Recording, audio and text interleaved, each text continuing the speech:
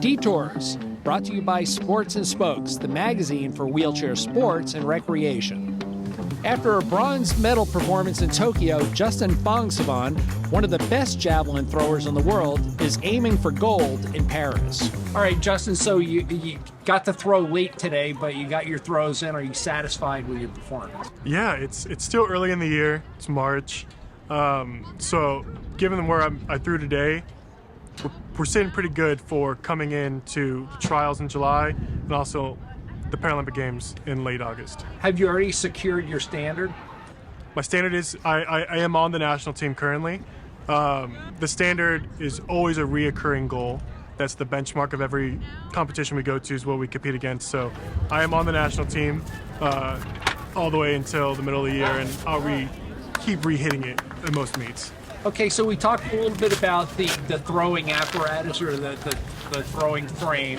How is it, first of all, that you got involved with the javelin over anything else? You have the two other throwing disciplines being both the disc and the shot put, but you gravitated toward this. Why jav? Yeah, so before my injury in high school, I threw shot put and discus because that's all we had in high school sports in Iowa. So when I ultimately became a disabled athlete, I tried all of them. I tried shot put, discus, javelin. But the one sport that I never did before my injury was javelin. And so when I started throwing it, I was like, this is fun. This is cool. I feel dangerous. And when you see a good javelin fly, it's sexy. It's a beautiful sight to see. And I found an awesome coach that's a specialist in javelin because she's a 96 Olympian in javelin. And from there, I just decided to make it my bread and butter. So with the success, you've had to, make many adaptations. I'm sure the very first time you threw a jab, you're probably just sitting in your chair. But now you have this specially designed frame.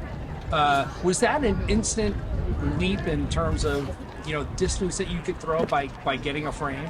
Yeah, so what's actually crazy is the NASCAR engineer for the roll cages helped me manufacture this chair.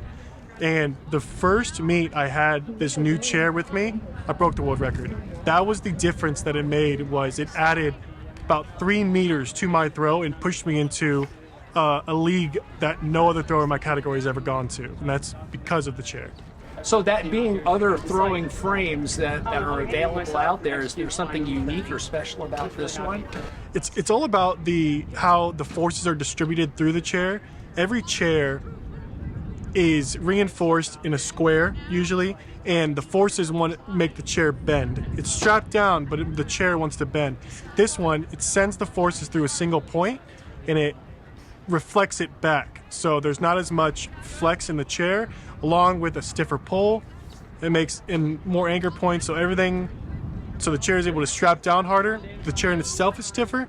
The thing I hold on to is more rigid, so it just makes every throw send all the forces through the jav. So the specifications, I'm looking at this logically going, there has to be a specific height, because if you get, someone sat up higher and higher, the trajectory gets higher. Correct. So are there specific parameters surrounding the building of the frame? Correct. Yeah, there's height requirements. So the chair can only be so tall that everyone has to do. I can't remember the exact centimeters, but that's pretty much the rule with the actual engineering of the chair, is just the height. Then when it comes down to the nitty-gritty rules, how much flex is in the pole is allowable, and the shape of it has to be a square. Okay, so holding the pole, this is pretty obvious that most of the throwing sports, when you watch people do it that are not in a wheelchair, it uses a lot of torque and thrust from the torso. So essentially, you're replacing that by gripping the pole and getting your maximum throw. Yeah, correct. I'm a T2 paraplegic complete injury, so I'm paralyzed from the sternum down. So there is no core function. This acts as my leverage to put my body in a position like my abs would without the pull. So I'm able to pull up, like doing a sit-up forward, and sending more power through the javelin. There's multiple levers now in this throwing frame, so instead of using my feet, I sit down, and instead of using my abs, I pull. I'd like to take a minute to thank our sponsor, Sports and Spoke Magazine, the magazine for wheelchair sports and recreation. For over 50 years, Sports and Spokes has been a leader in covering adaptive sports worldwide. To catch up on all the latest news and read about your favorite sports and athletes, go to www.sportsandspokes.com. I have to imagine this is not your first throwing frame. How many have you had?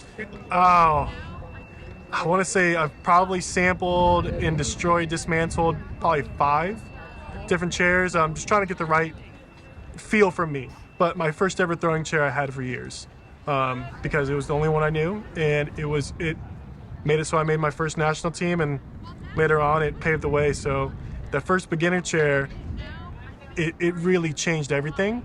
But as I got more mature in my sport and I started getting a little bit better, stronger, then that's when I had to go to a custom chair. So like just with all the other apparatus we see out there on the track, the amputee legs, the carbon fiber legs, the racing wheelchairs, all of this stuff is not cheap. So how much would a frame be, custom made? Custom made frame depends on the labor part's the most expensive. Materials is a pretty fixed cost. You can figure out how much material is going to be based on how much the steel weighs and that kind of stuff. The labor is where it gets expensive. So a custom chair would probably run you around $4,000 or $5,000, comparatively to a beginner chair, which is around $2,500. It's same material, but there's just not as much going on in it.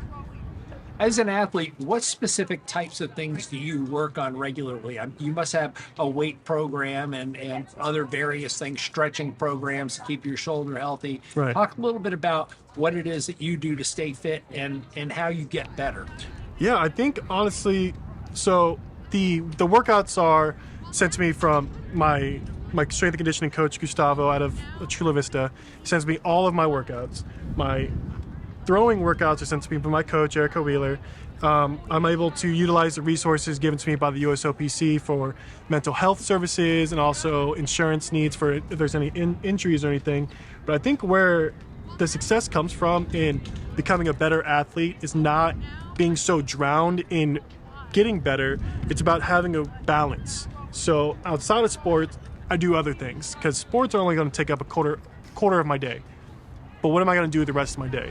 Yeah, I'm stretching. Yeah, I'm doing what I need to, my diet, everything. But I balance it. So because I've graduated college, I've moved on to being an entrepreneur. I have businesses. I have sponsors for engagements and everything like that. So I have friends, and I make sure to always get done what I need to do. My stretching, my working out, all my stuff to be an elite athlete. But then I'm also supplementing in happiness, exposure, communication, and making relationships. Coaching has to be important too, because your coach can probably see those specific things where maybe you're off in a certain way, maybe you're not sitting a proper way, maybe you're overextending or throwing too hard or not hitting the right kind of marks and places in your throw. Yeah. So talk a little bit about your training and how it benefits you to throw further. Yeah, my coach is a godsend. She is absolutely incredible. When I first met her, I was throwing 28.01, and then 2.5 years later, we broke the world record at 33 meters. So that's what the difference was a throwing chair and a coach. And just the coaching aspect of the actual going from amateur to professional was what made that transition easier. Because if I had to do it alone, like most of us athletes have to do until we go to college or do something, it would have taken me a lot of years to figure it out if I even could have. So as you start to approach that point where you're getting to the upper echelon, Paralympics, you're throwing against other guys that are within just a meter of you, or maybe even less.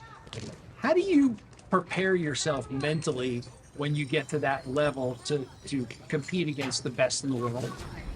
Yeah, first and foremost, I put my faith in God. But when it comes down to being in that stadium, under those lights, the jav in my hand, and the pressure's on, I trust in myself. It's me versus me out there.